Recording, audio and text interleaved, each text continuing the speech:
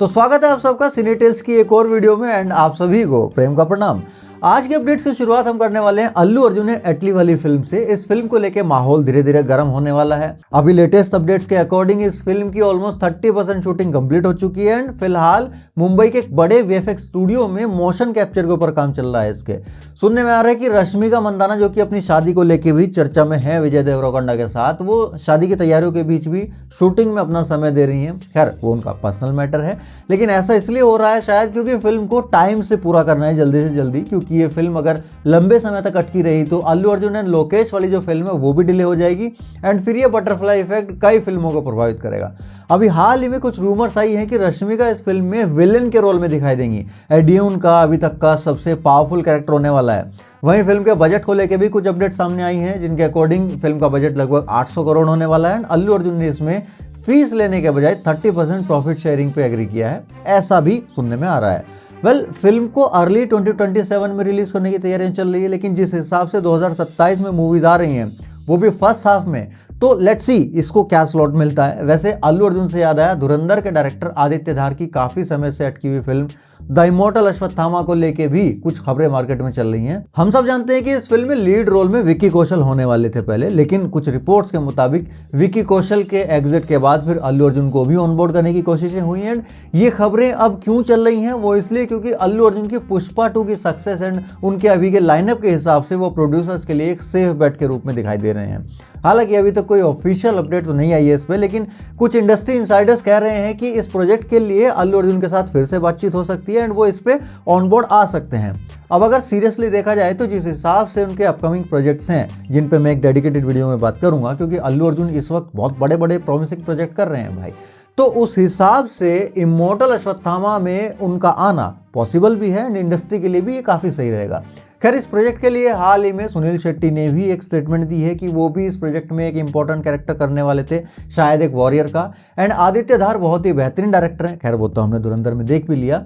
तो इस प्रोजेक्ट के बारे में सुनील शेट्टी ने बताया कि ये प्रोजेक्ट अभी के टाइम पे अगर चल रहा होता तो उन्हें इसमें वो रोल करके बहुत खुशी होती एंड जिस हिसाब से उनकी बिल्ट है, वो उनका जो ऑरा है, मुझे ऐसा लगता है कि वो या तो द्रोणाचार्य के कैरेक्टर में दिखाई देते या फिर भगवान परशुराम के कैरेक्टर में। खैर इस प्रोजेक्ट पे हम बाद में बात करेंगे जब भी इसको लेके कुछ नई हलचल होगी मार्केट में। अभी हम आ जाते हैं धुरंधर पे। जब आदित्य धार की बात हुई है तो आपको याद होगा कि धुरंधर जब थिएटर्स में रिलीज हुई थी तो उसको गल्फ कंट्रीज में बैन कर दिया गया था। अब मजे की बात यह है कि अभी नेटफ्लिक्स पर रिलीज होने के बाद ये 20+ कंट्रीज में टॉप 10 में ट्रेंड कर रही है, जिनमें वो बैन करने वाली कंट्रीज भी शामिल है। और तो और अपने पड़ोसियों के यहाँ भी ये नेटफ्लिक्स पे काफी अच्छा खासा परफॉर्म कर रही है। साला काय का बैन है बे। धुरंधर 2 को लेके भी कुछ अपडेट्स हैं। एक तो रूमर ये है कि धुरंधर 2 भी इस फ्रेंचाइजी की लास्ट मूवी नहीं होने वाली एंड अभी जो रीशूट चल रहे हैं वो एक्चुअल में इसलिए हैं कि इसके पार्ट 3 के लिए भी एक हिंट छोड़ा जाएगा, पार्ट 2 के पोस्ट क्रेडिट सीन के रूप में। ऐसे रूमर्स हैं, लेकिन अगर ये सच हुआ तो ये काफी तेज तलवार की धार पे चलने जैसा होगा। दूसरी कुछ स्ट्रॉन्ग खबरें ये भी हैं कि पार्ट 2 में यामी गौतम भी एक एक्शन पैक्ड कैरेक्टर करने वाली हैं। अब मुझे ये समझ नहीं आ रहा कि भाई इस फिल्म में इतनी बड़ी स्टार कास्ट होने के बावजूद ये किस किस का कैमियो कराएंगे। मतलब अभी कुछ दिन पहले अपडेट्स थी कि विक्की कौशल का भी कैमियो हो सकता है और कहा जा रहा था कि वो उरी वाला कैरेक्टर होगा। अगर वो सच नहीं है, यामी गौतम का कैमियो होगा, तो क्या ये आर्टिकल 360 वाला कैरेक्टर होगा? क्योंकि प्रोड्यूसर तो दोनों मूवीज के एक ही है ना। लेट्स सी क्या होने वाला है। हमारी आज की अगली अपडेट है प्रभास की कल की 2898 AD के सीक्वल से, और इस फिल्म को लेके बहुत तगड़ी अपडेट्स आई हैं भाई, ध्यान से सुनना। इस फिल्म की शूटिंग फरवरी में ही शुरू होने वाली है, लेकिन रिलीज के लिए काफी लंबा वेट करना पड़ेगा, शायद 2028 तक। क्यों? क्योंकि फिल्म का स्केल बहुत ज्यादा ग्रैंड होने वाला है। अभी के लिए समेट्टी के कैरेक्टर के लिए फिलहाल साई पल्लवी का नाम सामने आ रहा है। कई दिन से आप ये अपडेट्स देख रहे होंगे इंटरनेट के गलियारों में, लेकिन ये अभी तक ऑफिशियली कंफर्म नहीं हुआ है। ऐसे ही नाम प्रियंका चोपड़ा का भी सामने आया था वाराणसी के इवेंट के टाइम पे, इसलिए हमें ऑफिशियल कंफर्मेशन का वेट करना चाहिए। हालांकि अगर साई पल्लवी फाइनल हो भी गई तो भी मुझे नहीं लगता कि सिर्फ एक ट्वीट करके उनके नाम की कंफर्मेशन दे दी जाएगी, जैसे दीपिका के एग्जिट की दी गई थी, तब सिनेरियो अलग था, यहाँ अलग है। मुझे ऐसा लगता है कि उनके ऑनबोर्ड होने के लिए एक proper first look character poster reveal किया जाना चाहिए एंड इस सब में टाइम जाएगा। तो इतनी जल्दी तो ऑफिशियल कंफर्मेशन भी नहीं आने वाली, उसके पहले तो लीक्स आना स्टार्ट हो जाएंगे। वेल, सुप्रीम यास्कीन के कैरेक्टर को लेके भी कुछ अपडेट्स आई हैं कि उनका रोल काफी लंबा होगा पार्ट 2 में, लगभग 90 मिनट के आसपास बताया जा रहा है। एंड हम उनको 2 लुक्स में देखेंगे। नहीं, ये दोनों लुक्स नहीं है जो हमने पार्ट 1 में देखे थे, बल्कि एक अलग लुक हमें देखने को मिलेगा उनके फ्लैशबैक सीक्वेंसेस में, जहां इस कैरेक्टर की बैक स्टोरी हमें देखने को मिलेगी। इवन इनसाइडर्स की माने तो फिल्म की शुरुआत ही कमल हासन के उसी पोस्ट क्रेडिट वाले सीन के कंटिन्यूएशन के साथ होगी, जहां वो गांडीव को एक्टिवेट करते हुए दिखाई देंगे।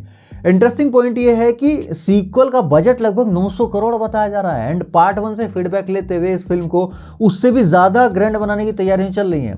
फिल्म का mostly budget complex and Shambhala की दुनिया को और ज्यादा एक्सप्लोर करने में दिखाया जाएगा। साथ ही इसमें एक और नया वर्ल्ड इंट्रोड्यूस कराया जाएगा, नो मैंस लैंड या नोमैडलैंड्स के नाम से, तो उसमें भी बजट जाएगा। खैर, जो भी हो, इतना तो तय है कि पार्ट 2 पार्ट 1 से बहुत ज्यादा ग्रैंड होने वाली है।